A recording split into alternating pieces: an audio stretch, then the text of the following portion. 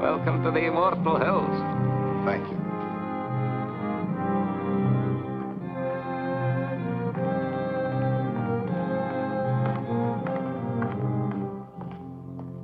So, by way of making you feel right at home, Bobby. Mr. Chairman. Come along, sir. After you. This is your place now, you know. Of course. It isn't as if you was any stranger here, Bob. Yes, but somehow this place all looks different to me. Like I never saw it before. Well, maybe I never had to. It's cold as an icebox in here. Oh, that thing hasn't worked in years. Cement holds the wet, you know, makes the air a wee bit Christmassy. Won't bother you none once you get down to work. I'm not sworn in yet. Oh, that's only for show, sir. Now, let me see if I got the list of committee men right. First, Chairman Robert Kraft, yourself. Mr. Honiger, Treasurer, your Uncle George, Secretary, and of course Mr. Trowbridge and Mr. Bates, making 5 in all, right? Right. If you can find me at any time, my dwelling straight across the boulevard, opposite the gate. Makes it nice, living so close to my work. Now, would you like to see the sights, sir? Give the roof a chance to catch the heat. Mm-hmm. If you care to make a tour, it's a bit warmer outside. That's quite a map. Oh, yes, sir. That's a map of the entire cemetery, down to the weeest speck of dust. Here we are, and here's my shed with the row stone, and there's the gate you come in. Certainly kept it up to date. There's a new mausoleum on here already. Aye. Oh, yes, sir. This map's going to be a big help to you, Bobby. Suppose you got a customer and you want to know what ground we can show him. This is where the map comes in. One look and quick as a wink, you know who's where and what's what. It's them pins that makes it so easy. The black ones stand for the ones that is already there, and the white ones for them as has made their arrangements for the future. Now, for example, here's my place. Lovely, isn't she, Bob? There. Sun in the morning, but gets those trees to give shade in the afternoon heat. McKee, you've been on this job now 40 years, right? Aye. Well, I guess the committee's right. It's high time we retired you. Nothing to worry about. Full pension. You draw the same check every month. I'm to be paid for nothing from now on. No, you're to be paid for 40 years of devotion. And that's something. Anyone in mind to replace you? Oh, I hadn't given it much thought, sir, but, there must be plenty of young and hard-muscled toffs would give the right teeth for my shoes. It's a lovely place to work. You're outside, near Mother Air. Well, let me know if you find somebody. Oh, I will. Yes, sir, that's quite a map.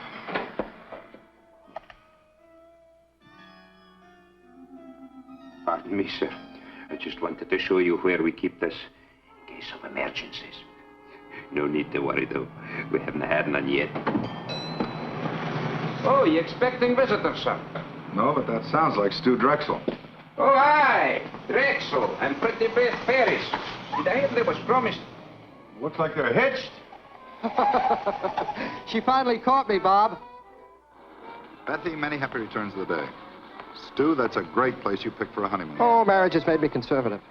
How about it, Mrs. D? Can I carry you over the threshold? I still don't think it's so very funny. I think it's positively awful if you really want to know the truth. Oh, Bethy, don't be that way. What's the trouble? How would you like to get a cemetery plot for a wedding gift?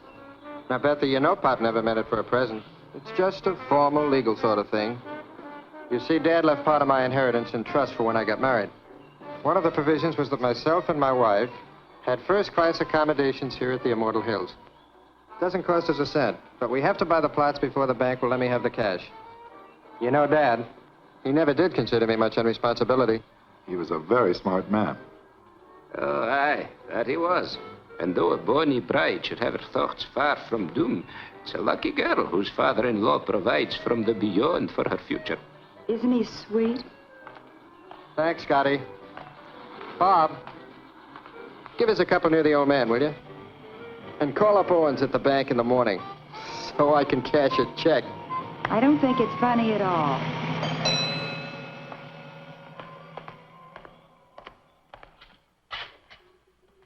From the last administration, sir. Folks get a wee bit rocky when they come out here sometimes. Best to be prepared. Down the hatch.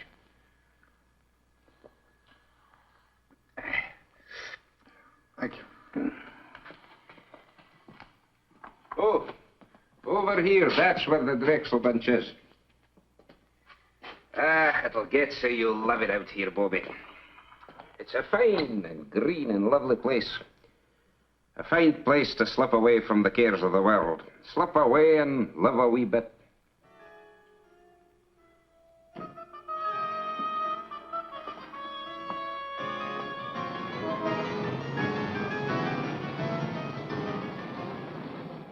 As retiring chairman of the Immortal Hills Cemetery Management Committee, George, I haven't got... it is now my very great pleasure to announce even the think appointment of Robert Kraft, president of Kraft's department. Now, George, don't shush me. You railroaded me into this. Now, wait a minute, Bob. It's your turn. Last year was his turn. The year before it was mine. Nobody refuses to take the chairmanship. Pardon us, Henry. President of Kraft's department store. Why? Nobody ever has. It's just not done, son. Well, can you give me one good reason why I should take over the management of a whole big cemetery when I'm up to my neck in my own business? As retiring Hold it. Of course I can. Tradition. Particularly for us Crafts. You always harp on dignity, honor, prestige. Well, how do you think we got it? Because your great-grandfather, your grandfather, and your father served on every community project, board, and committee that was ever created. They served for free, but they did it for business. That's what a fine family has to do in this town. And you can't refuse to do it without losing a lot of respect from our customers. And another thing, it's just not done. Well, pass me over till next year. I'm up to my ears. Bob, do you realize you're talking about only a few hours a month at the most? McKee, the caretaker, handles everything. All you do is show up once a week and sign the checks. It's getting late, George. Proceed, Henry. Raise your right hand. Well, what about Bill Honegger? Raise your right hand. Do you, Robert Kraft, swear to discharge the duties and responsibilities of this office faithfully and completely to the utmost of your abilities? I do. Congratulations, Bob. Thanks, Mr. Trowbridge. Thank you, Uncle George. Okay, Miss Lane, you can put through his calls now. Thank you, Mr. Watson. I'll ring him for you now. Hello. There's a guy named Watson on the phone. Says it's urgent. You know him? Of Olds and Watson? Olds and Watson, you know. Oh, the Undertaker. Swell. Hello. Well, thank you very much, Mr. Watson. I'll do the best job I can. Yes, sir. Oh, you're kidding. Well, sir, don't worry about it. I'll take care of it myself. I'll be there within an hour. Yes, sir. Thank you. Well, what about this ad? Have to wait. I'm sorry. Well, now, call McKee. You don't have to go up there every time. This is different. Somebody prominent? Stu Drexel and his wife. Stu and Betsy. No.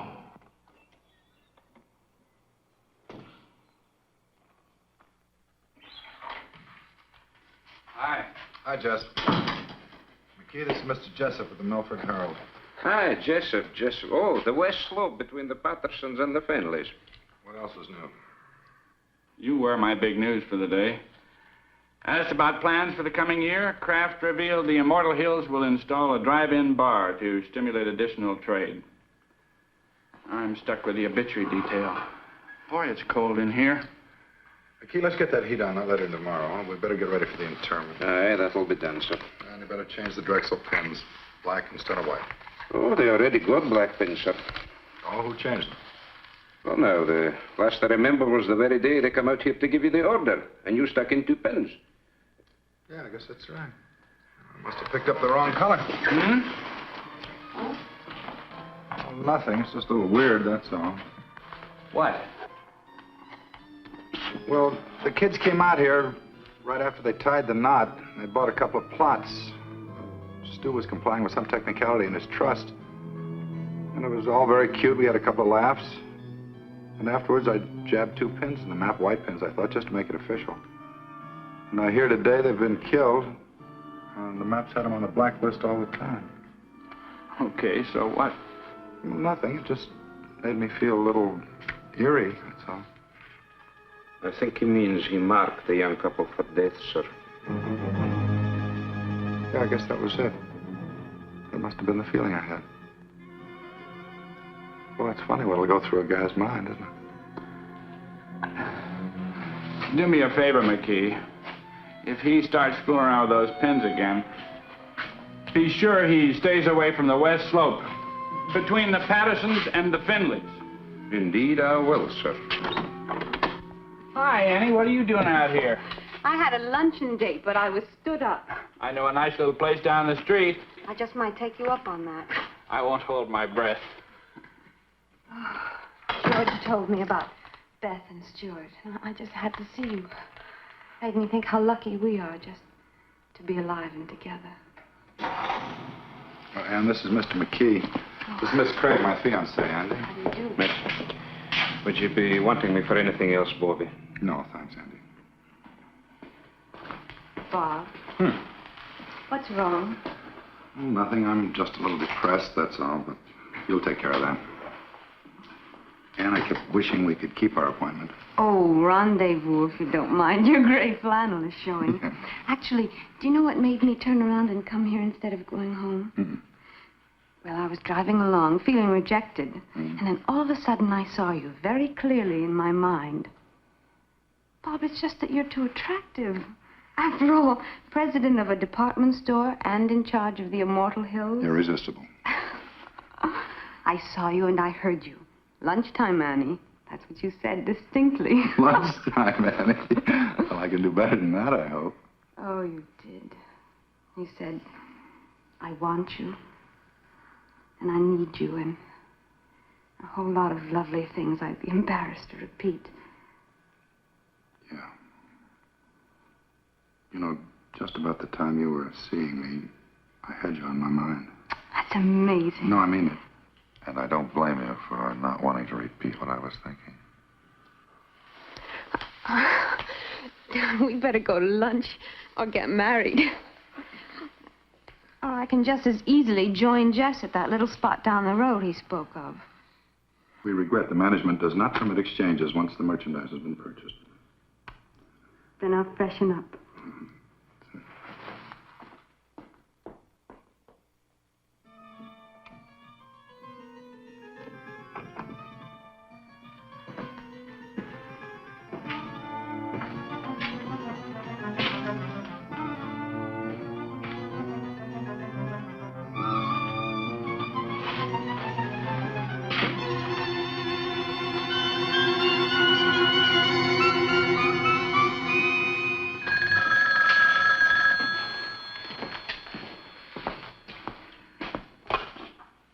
Immortal Hills, Carl. Hi, Carl. No, terrible. No, I'm sorry. The funeral's been confined to the immediate family. Yeah, all right, Carl. I'll see you later.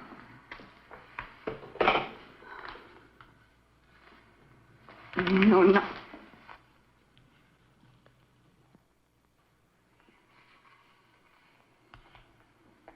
Yeah, you're right. right. We are lucky to be alive. With each other. Come on.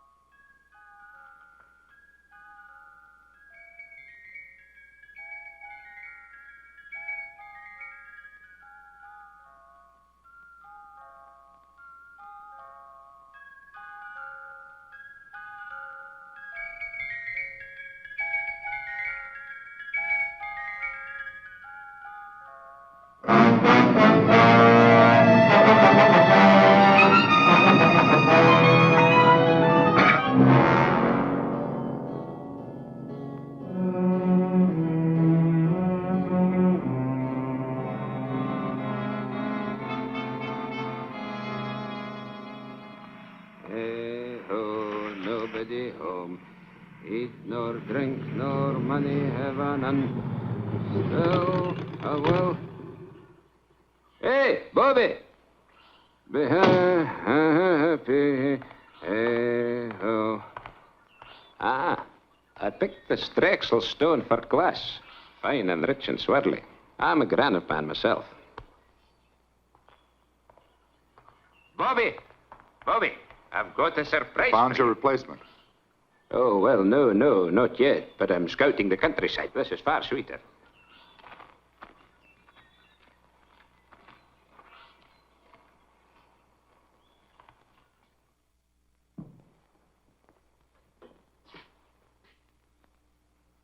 This is what I call getting things done. Okay, you should have been an executive.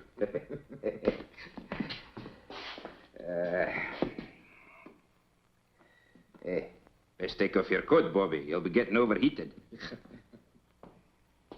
Fairly quiet this week. Only one passing. Now, if you'll just sign these. Let's get rid of these flowers. Oh, aye, they smell a wee bit sickly. I was hoping to keep them for the burial this afternoon. We need much help? Oh, no, this is just an average funeral. They don't come like the Drexel doings every day, thank the Lord.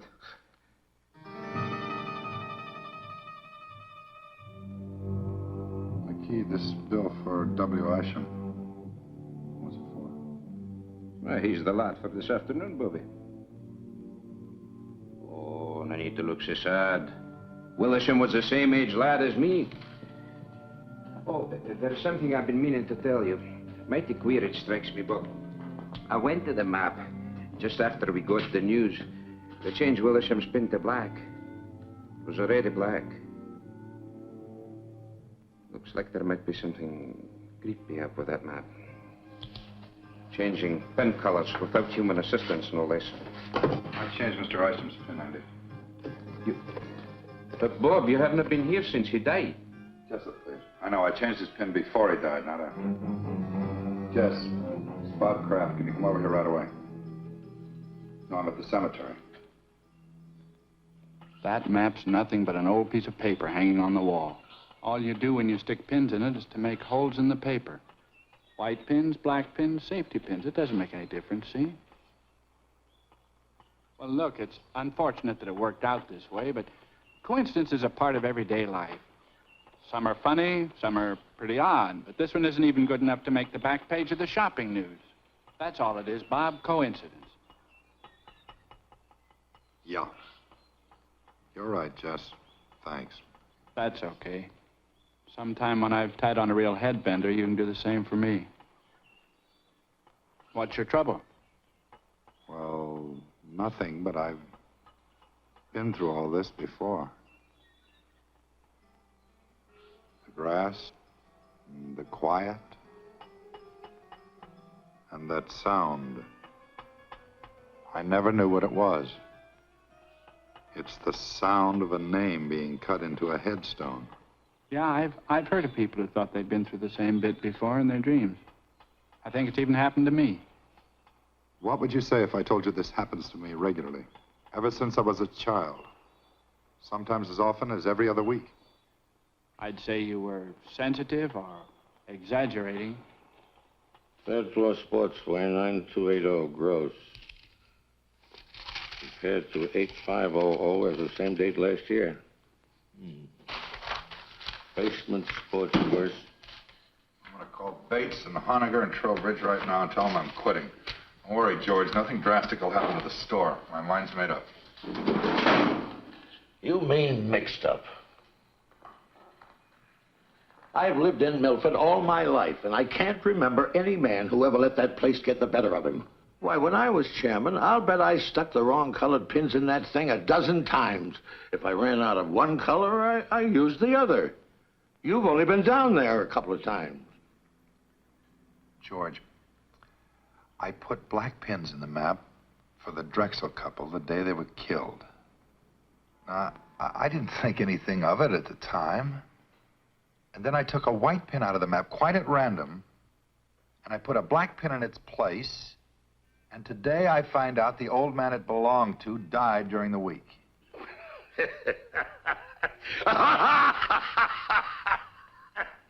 Bob, that's terrible. For heaven's sake, Bob, everybody loves a ghost story. Where's your sense of humor? You don't really believe that stuff you're telling me, do you? No. But I still think I may be learning something about myself.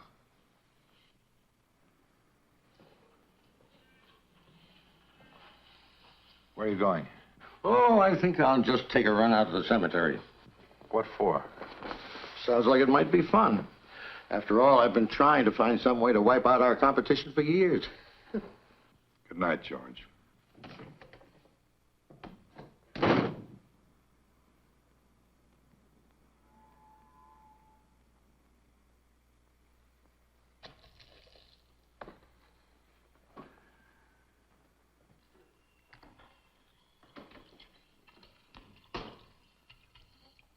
Want to take my car?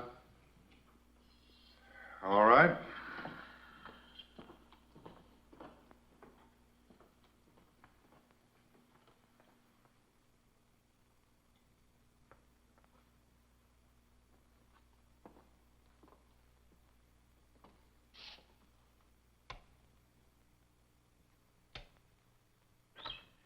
Won't be but a moment, sir. No, don't bother, McKee. I think I've got it.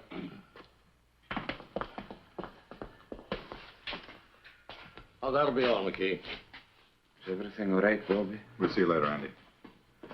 Well, the place hasn't changed a bit since I was chairman. A few more pins in the map.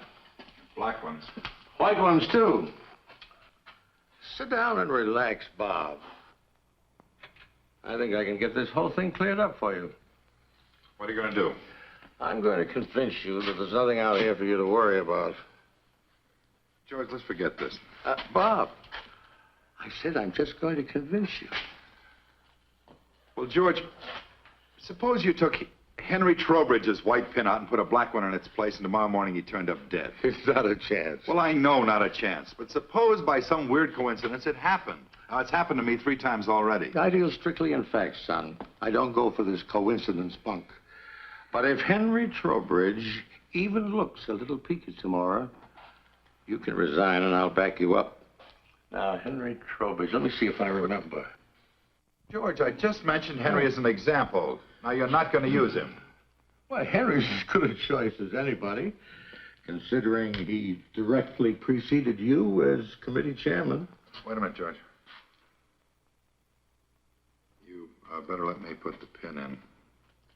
If you do the honors and nothing happens, it won't be quite as conclusive. By all means, let's not diverge from the established pattern. But I'll have you know I was no slouch when it came to pinning the tail on the donkey when I was a kid. No reflection on Henry. Go ahead, Bob.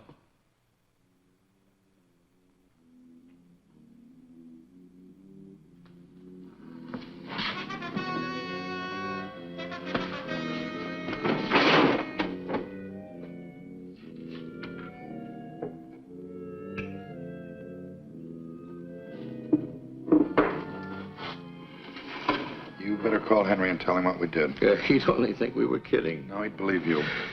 Then he'd call my physician, and he'd reserve a nice quiet room for me at Providence Hospital. Let's keep this quiet, my boy. Henry can't complain.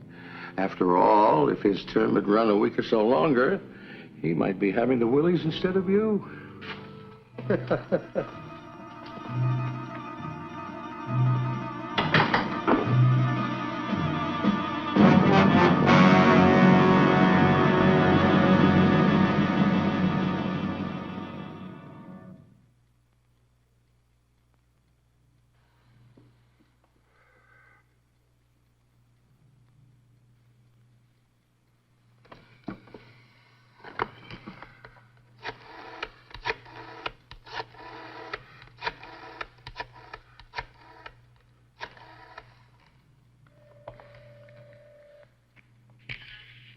Hello, Miss Trowbridge. This is Bob Kraft. What are you doing up so late?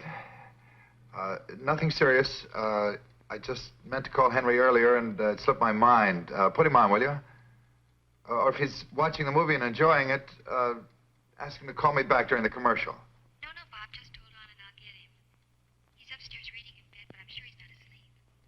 Well, I hate to disturb him. You just hold the wire, Bob.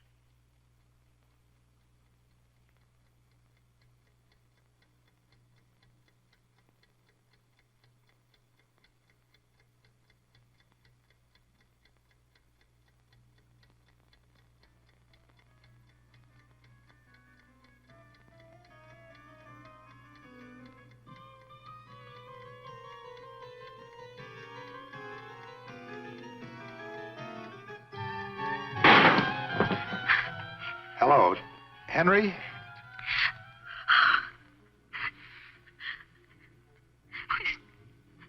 He's not breathing, Bob. I've got to call a doctor. I understand. I'll hang up right away. I'm terribly sorry.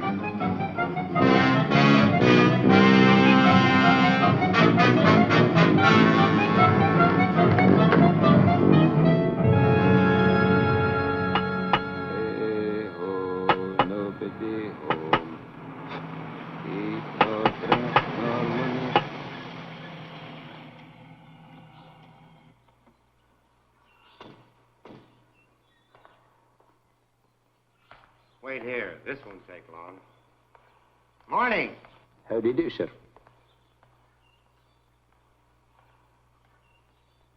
Well, I don't understand it. Jess said he'd be here in 20 minutes. Lieutenant Claiborne? So that's it, huh? Sure big enough. There are the black pins, eh? We're particularly concerned with these four. Isham, and the Drexel couple, and now Trowbridge. Let me get this straight, Mr. Kraft. You say that every time you stick a black pin in the map, people turn up dead? That's right. Well, go ahead, Lieutenant. You think I'm a crackpot, and I hope you're right. I just want to prove it beyond a reasonable doubt.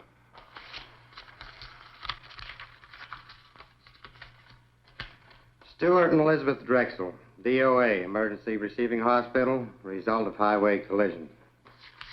William Isham, cause of death, cerebral hemorrhage. Henry Trowbridge, coronary thrombosis. Well, the rule is this. Where no evidence of homicide exists on initial investigation, the matter will be dropped. Investigated and found nothing. Sorry. Jessup? What's new, or should I say real? Nothing like murder, if that's what you're after. I'm sorry Bob saw fit to disturb you, Lieutenant. No harm done. What do you make of it, Jess? I keep telling him it's just coincidence. Yeah. If I were you, Mr. Kraft, I'd take a week or two off. Take it easy. You'll forget all about it. If you're going to use the story, kindly refrain from mentioning my name. I know. Lieutenant Claiborne, with an E on the end.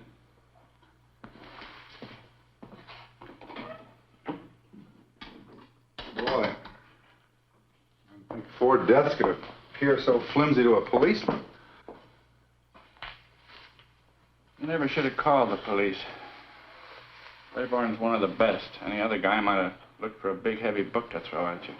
Yeah, maybe you're right. On the other hand, maybe that thing's dangerous. Really dangerous. Or maybe the element of danger is in a man. In me. Bob. Is there something different about me, Jess? I'm really beginning to wonder. Hey, buddy. If there is anything to this map bit, don't go blaming it on nameless forces. Maybe somebody's trying to scare you. Could be you got an enemy or two.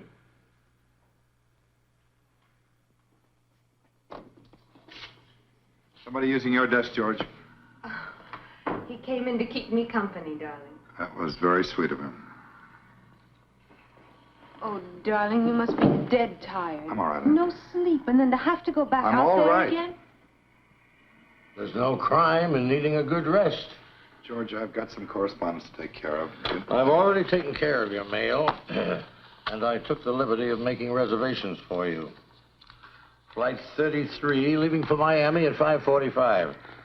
My pal Sanford owns one of the finest hotels on the beach. George, thanks anyway. There's nothing I'd rather do, but I can't possibly go now. Bob, I gave you my word. If anything happened to Henry, you could resign. I talked to Charlie and Bill Honiger, and they understand completely. It's all fixed, son. The situation's changed. Until this thing's cleared up, I'm not about to resign. Oh, And when you tell the others, ask them to meet me here in my office, 7:30 tonight. it's awfully short notice. The committee can't just ignore what's happened. I guess you're right. Darling, And I'm sorry, I didn't mean to snap at you. now why can't you resign? Well, because possibly something real, unreal, I don't know, is waiting to kill one of us every time I jab a black pin into that map. Bob, if you're talking about Henry Trowbridge, the poor man died of a heart attack. Heart disease is the country's #1 killer. Maybe not in Milford. Oh, Bob, you can't mean that that map is literally killing people? No, Ann, maybe it isn't the map. Well... What about the other day? You saw me, you heard me. Lunchtime, Annie, I want you, I need you. Bob, I was obviously trying to bring a little romance into our very dull and dismal lives. No, Ann, don't try to deny it. I now. do deny it. Bob, I love you. I'm not in any sort of occult thrall to you. Hey, can't you take a joke?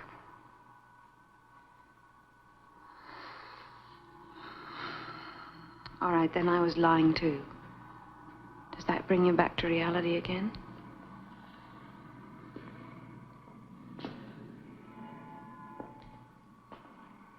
Bob, I think we better take advantage of those plane tickets. George's Mr. Sanford's could be best man. The offer's awfully attractive. I love you so much. And if you're going to cry, do it someplace else.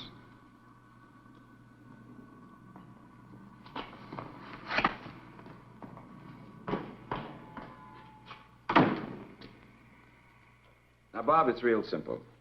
We're willing to play ball with you. If you want to remain chairman of this committee, we wouldn't think of trying to dissuade you. Because we have confidence in you. Full confidence. All the confidence in the world, Bob. Now, all we want before we break this up is a promise from you, Mr. Chairman, that before you turn in tonight, you'll go out to the cemetery. Now, let me finish. You'll go out there and change my white pen to black. Charlie's and George's. Just as simple as that. And then go home and go right to bed. No, sir. You're not the committee, Bob. You're only our chairman, with the duty to carry out the will of the majority. We feel that you should do as Bill said, because it'll put an end to this business once and for all. Otherwise, we'll do the resigning right here and now. Well, let me sleep on it. Let's all sleep on it. I don't think you people realize what might be involved here. Motion defeated. Tonight. Well, your devotion to the principle of majority rule moves me deeply. Okay? night.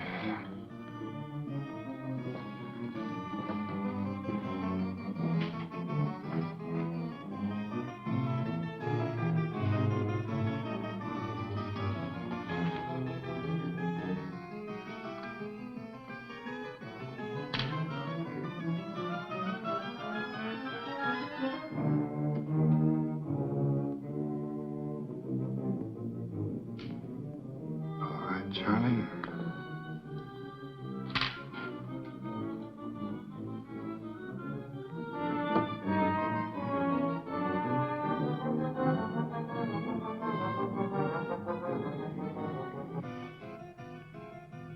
Here goes nothing, Uncle George.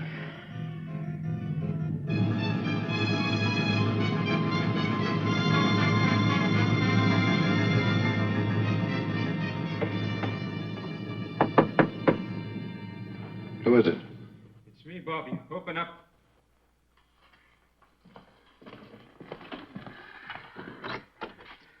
I seen your car lights from my window driving through the gate, so I come running. You needn't have bothered McKee. You put in a full day already, and I'll see you tomorrow. No. Bobby, please. Bobby, listen. When you locked and bolted this place, I said to myself, now there's a man who knows his business. That's why I said, he may not know everything, what's behind it, but he knows when a thing's to be fooled with and when it's to be left alone. There's nothing to fear with a man like Bobby Kraft at the tiller. That's what I said. Well, that's fine now. You run along home and don't worry about a thing. Nothing's going to happen to you. No. Please. Bobby, lock this door again and send yourself home. Or else, who can answer for what may happen to the whole miserable lot of us? It'll have to be open sometime. If I don't do it, they'll get somebody who will. Well, good night, Andy. Good night.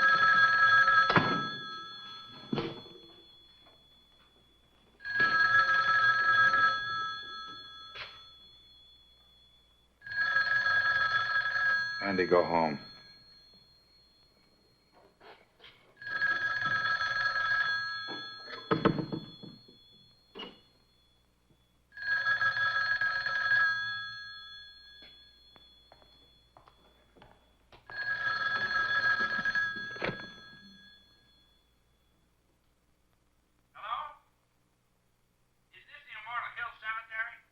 What do you want, Jess?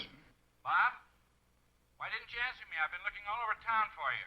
I'm calling from your place now. What are you doing at the cottage again? Haven't you had enough for one day?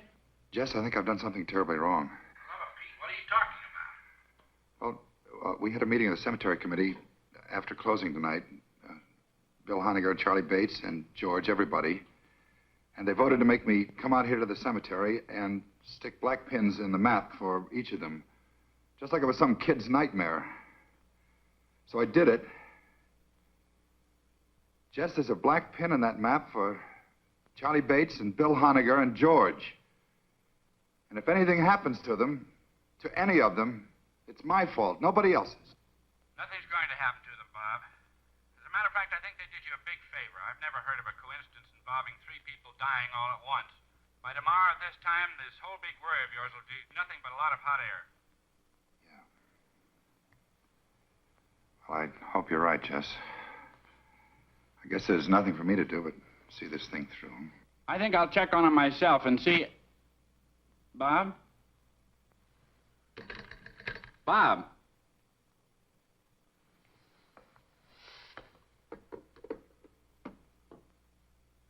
Honegger, Bates, and George.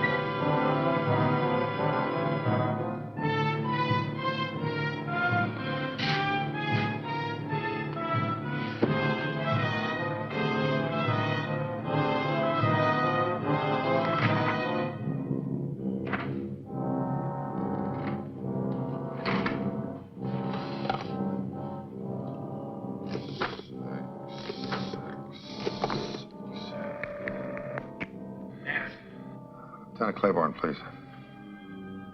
Homicide. This is Homicide, Sergeant Greer. Lieutenant Claiborne, please. I'm here. Can I take a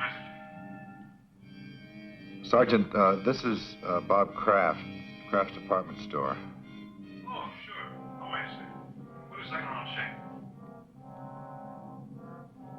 Mr. Kraft, are you calling on police matters or just something personal? Well, it's a little bit of both, Sergeant. Drive at Adams 1311. Thank you.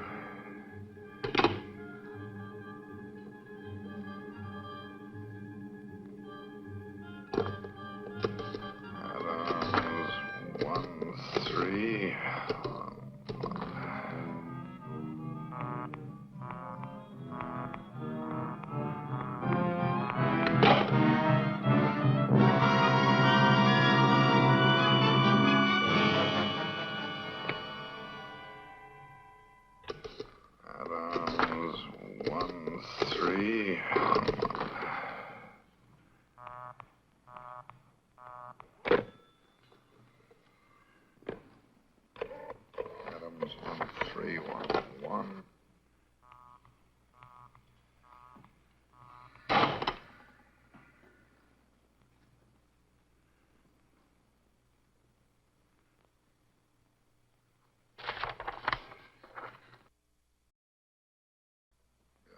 Honegger, Adams 1311.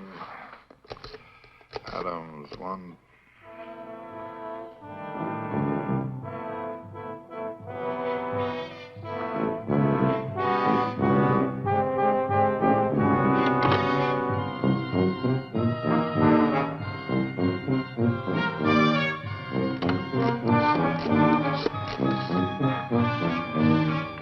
Give me a homicide. Yes, sir. Homicide. This is Bob Kraft speaking. I can't get through to that Adams number. No? Claiborne's at that number, and it's imperative that I speak to him right now. Well, sir, just a second, sir. I think he's reporting in and on the line. They've been trying to get you, but your line's been busy. Hang up and I'll call you back right away.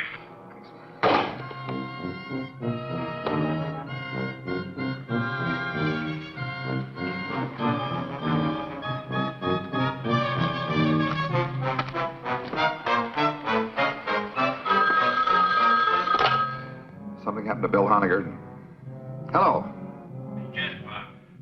Just, I'm expecting a call from Claiborne. Hang up. Call me back in 10 minutes. Claiborne's with me. Let me talk to him. He's not here now. What's wrong, Jess? Bill Honegger's dead. As soon as I found out, I routed Claiborne out of the sack and filled him in on the whole wild story. We were over at Honegger's in 10 minutes with 2 squad cars detailed to cover Charlie Bates and your uncle. How did Honegger get it? Well, he didn't. That's the trouble. What? Poor guy just dropped dead. Nothing out of the ordinary.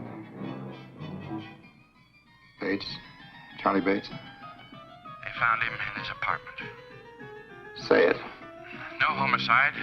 He just stopped breathing. George? George, yeah.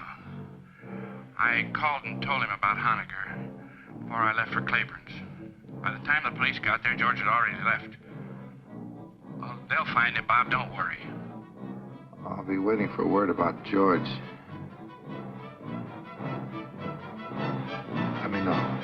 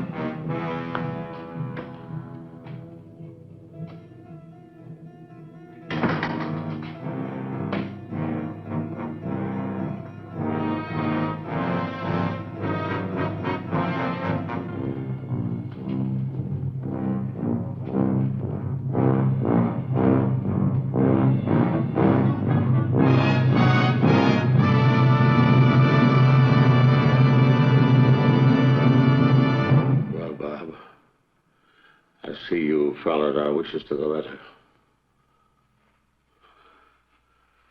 Come on. I'll drive you home before you catch pneumonia. You three men made a terrible contribution to this town tonight, whether you meant to or not. I'm not going anywhere, Uncle George. I'm staying right here. Well, I'll admit that what was Charlie and Bill going so suddenly. Charlie and Bill and Henry and Isham and Beth and Stu. Stop looking at the map. You're looking at it. I'm looking at you. We're both waiting, aren't we, Uncle George? Waiting to see if you escape. Escape dying? Nobody escapes that, my boy. The only question is how long. The only question is, does a man die in his own time or in the maps? So far, everyone's been forced to conform to its schedule. Everyone but you.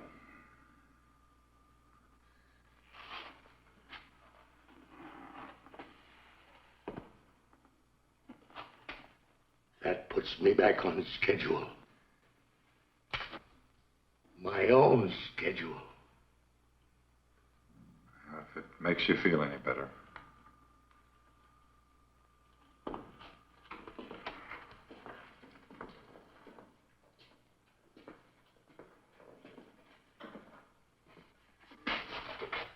Let me tell you something. From now on, if you want to see me, you're going to have to come down to the store. I won't make another special trip on your account. The next time I see you, George, we'll both be right here.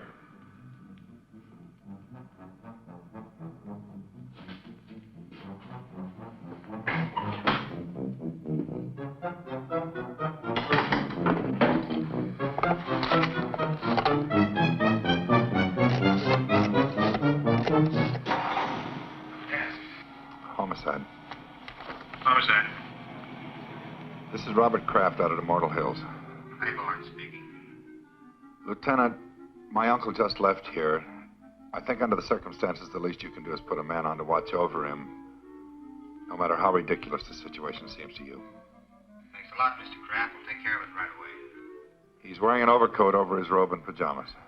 We put a description of the wire quite some time ago. And you do think there's danger? Sergeant Kraft, George M. driving east on Bunker Hill. Road from destination Manor Apartments, Big We'll have your uncle safe and sound in 10 minutes, Mr. Kraft. You'll hear from me.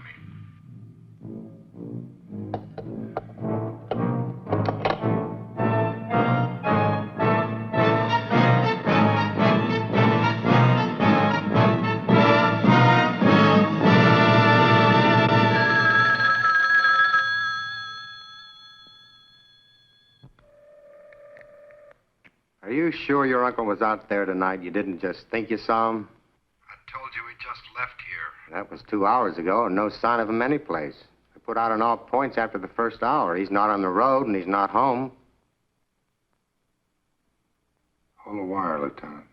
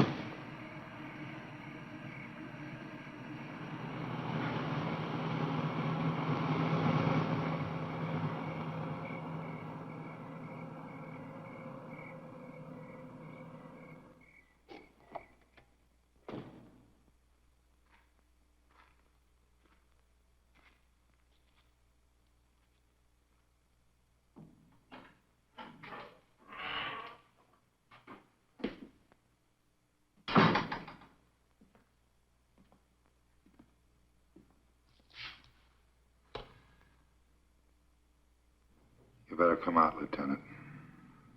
He's still here.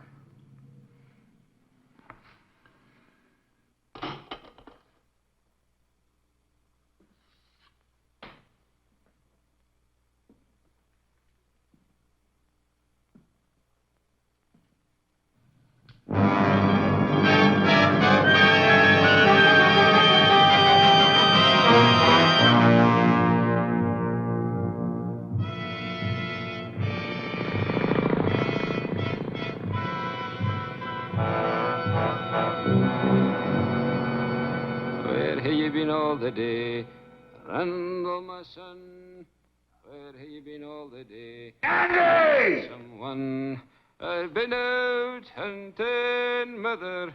I've been out hunting, mother.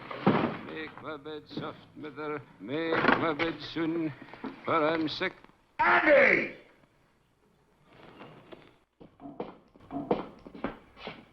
McKee, I'm going to burn that stuff in the greenhouse if this heater doesn't work by tonight.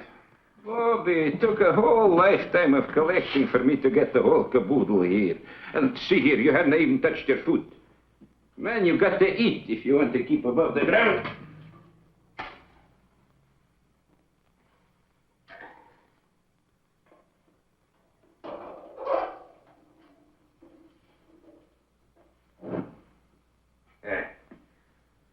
Lights for me, Bobby. Of course, I can't answer for what happens after sundown.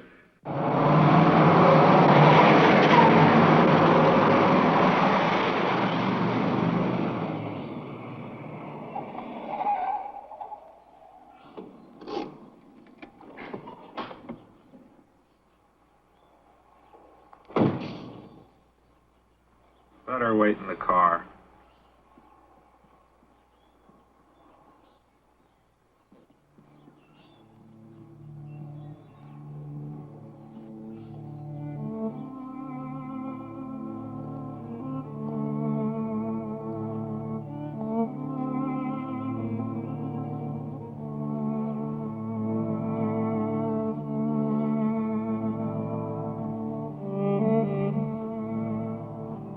Irresistible.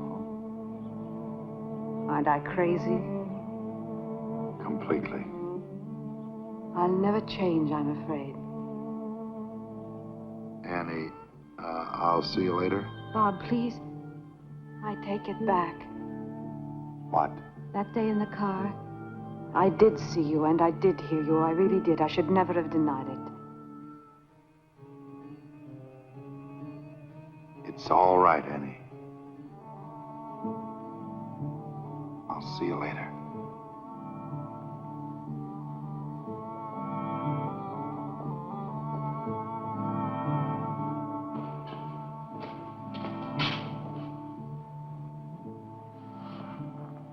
You have a party named Jacob Mittel someplace on the map? M-I-T-T-E-L. William Porter? Sure. You know him? Yeah. We contact the French designers through Middle. Matter of fact, he's in Paris now. Better strike him out. Jenny? Go ahead.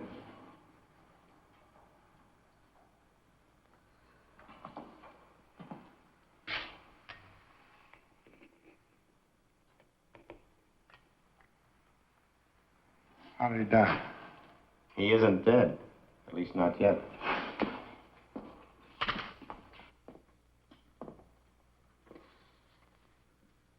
I know what you're thinking, Mr. Kraft. You're thinking that we tricked you into killing Jacob Mittel. Well, you're 100% right, so try to relax, huh? This one's on the police. You see, Jacob Mittel's in the prime of life. No previous major illnesses, no record life expectancy, exceptionally good. And he's in Paris with all that ocean water to protect him from this mess. Up until now, all the deaths have been confined to the local area. If it strikes somebody on another continent, then we've really found something. I knew I should have gotten rid of those pins 4 days ago. Even the map, the whole thing, out. What I want to know is, what are you going to tell the district attorney is responsible for these deaths? We gave this case a real full-dress investigation, Mr. Kraft. Questioned you and all the other suspects and witnesses until the point of comedy. Found nothing. No motive, no opportunity, no suspect, no crime, no weapon. Except 7 pins went in. And the 7 people died, not 1, 7. Who put in those pins? You did, all 7. Other chairmen and so on have been putting pins in that map for years, and nothing happened. But with me, it isn't impossible for a certain kind of man to be endowed with powers that nobody'd ever dream he could have. A lot of scientists claim that. Maps and pins can't kill alone. The power of a human brain has to be behind them. Like in the Indies, I guess, those voodoo dolls you hear about. Witch doctor sticks pins in the thing until the guy in question is jinxed into dying. Of course, I know he didn't mean to kill anybody.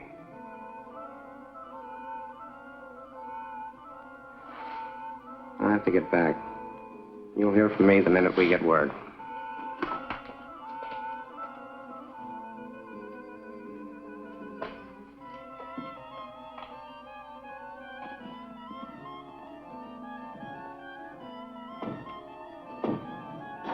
I think I'd best be running along, too. Bob. I think so.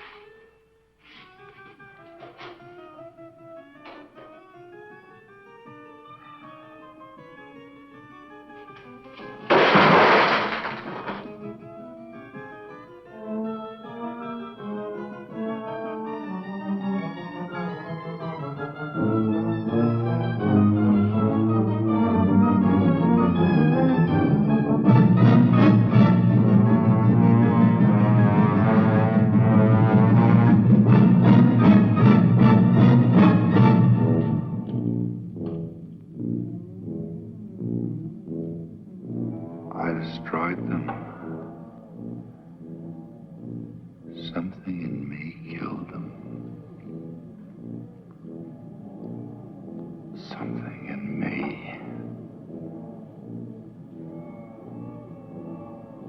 But I couldn't refuse the job. Not a man with my reasoning power.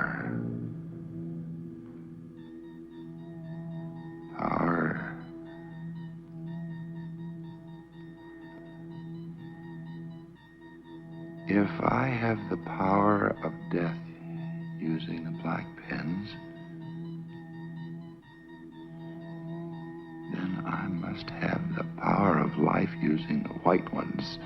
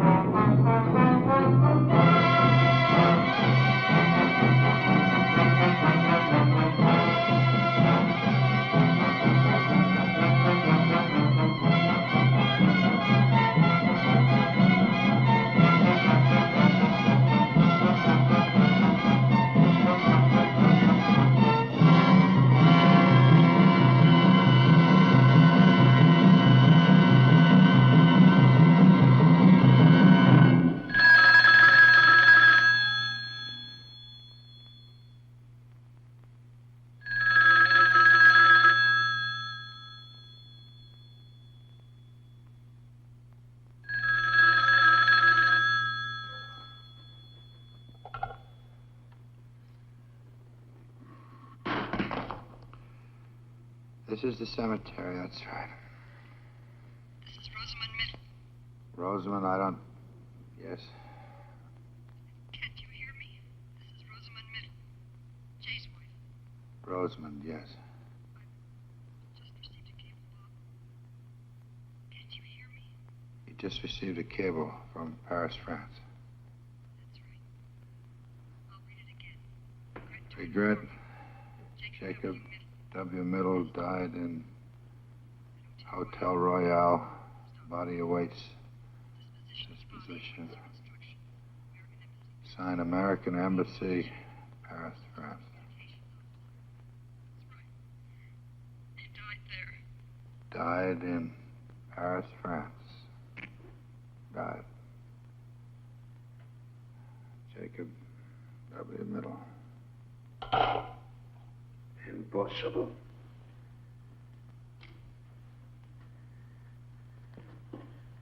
Impossible. He cannot be dead. What? What? You still think that thing's the killer? Or your own puny power, Mr. Chairman? The only power you or that map ever had was me, so far as killing goes. You marked them for death, Mr. Chairman, but who did the deed? Andrew McKee. Oh, Andy. Why? You and your high and mighty committee, turning out a man with 40 years of service on the grounds. 40 years. I told you, Andy, a full pension. It isn't cash what keeps a man going, lad. What keeps his feet on the ground and keeps him on the job till the Lord makes him quit. The Lord, but nobody else. This is my hills, my lands, my activities. Aye, we come a long, dark road to put this gun to your head, Bob. Andy, we never tried to take anything away from you. I made sure of that.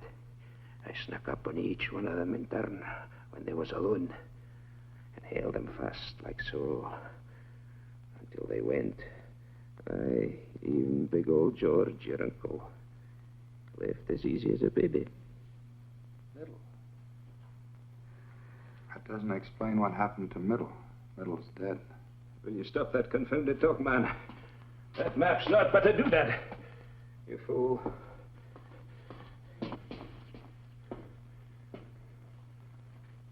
There is nothing to fear here.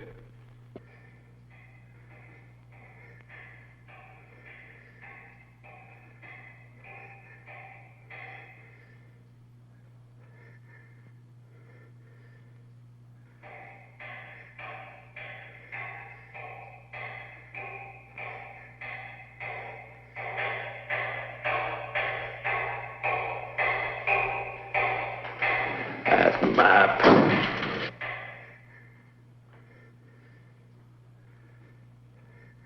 Andy, talk about something else, quick. It's important. We're finished with talking. Finished you are with maps and pins black and white. Talk about something else, I said. It's important right now. Talk about anything else. Now.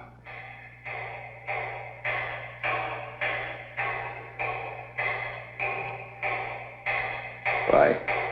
Because I caused you to kill those people. Andy, you better get this straight right now. You heard that lieutenant.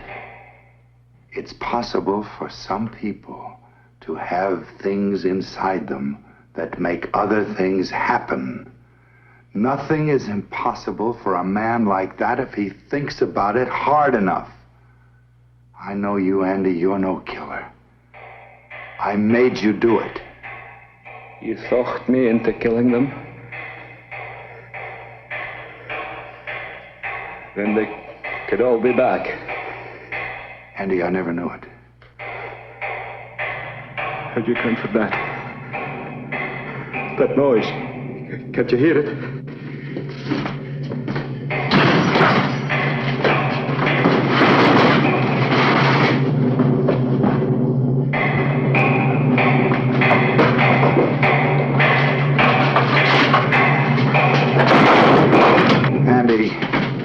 Sandy, stop. There's nobody.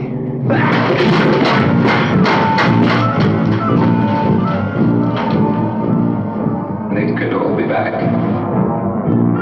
They could all be back. Stop.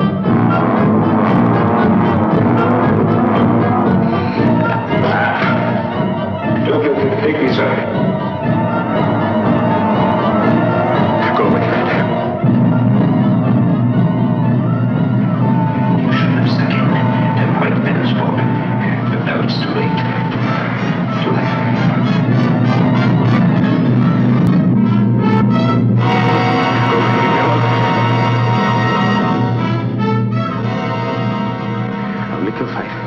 Give me all the faith.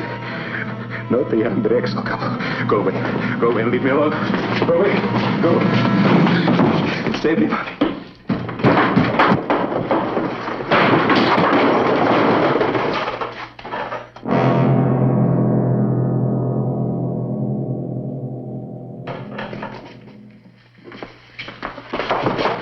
He's dead, Lieutenant. All right, forget the normal procedure. Get him out of here.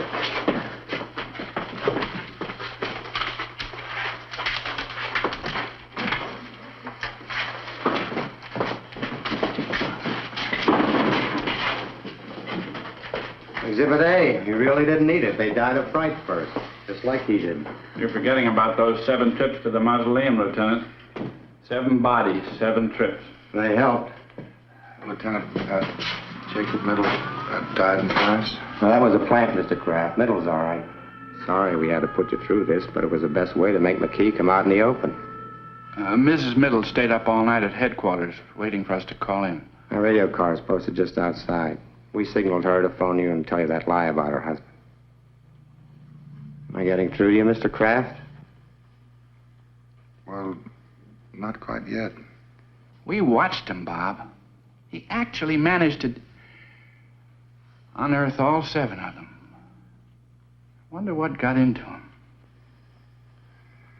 It was those white pens.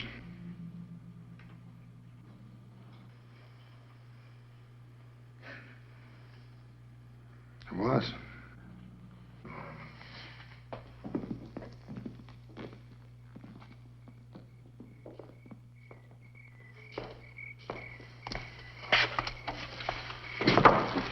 Annie, I've lost my overcoat. Oh, where? Which one? I'll get it. No, never mind.